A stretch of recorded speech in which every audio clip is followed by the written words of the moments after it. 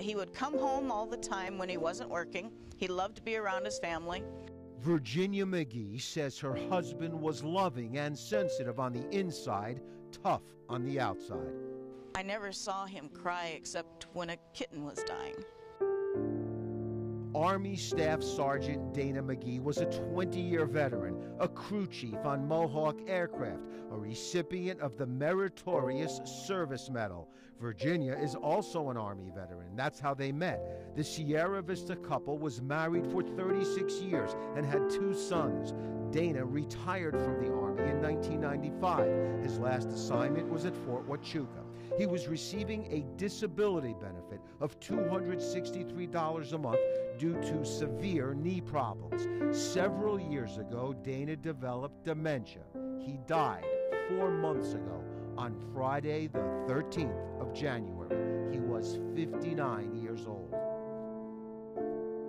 And I told him I wasn't ready for him to go, that I needed him to stay.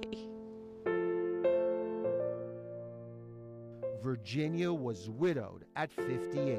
Her personal loss was followed by a financial loss. I was shocked.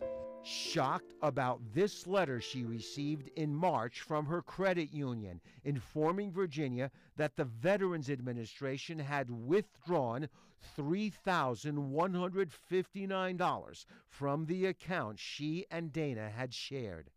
When you opened this letter, tell me your first thought. Are you kidding me? As if I don't have enough to deal with? My husband's gone and you're going to violate my savings account? VA records show Dana McGee died on January 13th of 2016. But here is the death certificate. It shows Dana died a year later on January 13th of 2017. I know when my husband died, I was there. He was home. I was taking care of him. I was there when he took his last breath. The benefits were to stop when Dana died, since the VA had incorrectly recorded that he passed away in 2016. It thought it overpaid a year's worth of benefits. That's why the agency took $3,100 out of Virginia's account. If you could talk to the VA right now, what would you tell them? They shouldn't have taken the money out without eyeballing a death certificate in the first place. They had it right there on his account. Virginia McGee immediately called the VA and says the agency admitted its mistake. But then almost 2 months went by and the $3,100 still had not been returned to her account. So then she called us. We called the VA, and a day later, a spokesman said the refund is now being processed and will be in her account in 7 to 10 days. I don't think it would have happened if you hadn't come here. VA spokesman Gerald Frederick confirmed the mistake, telling us it was a clerical error. When Mrs. McGee called to report her husband's passing, the call center representative wrote down the wrong year. He entered 2016 instead of 2017. They better change their policies that this doesn't happen again to anybody else. It shouldn't happen this way.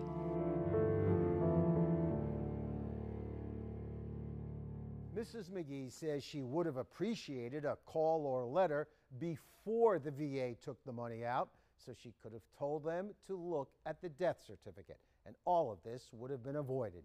A VA spokesman told us the agency is reviewing the entire process so this doesn't happen to anyone else. If you have a story you'd like us to investigate, email us at investigators@KVOA.com or call 955-4444. Investigating for you, Matthew Schwartz, News 4 Tucson.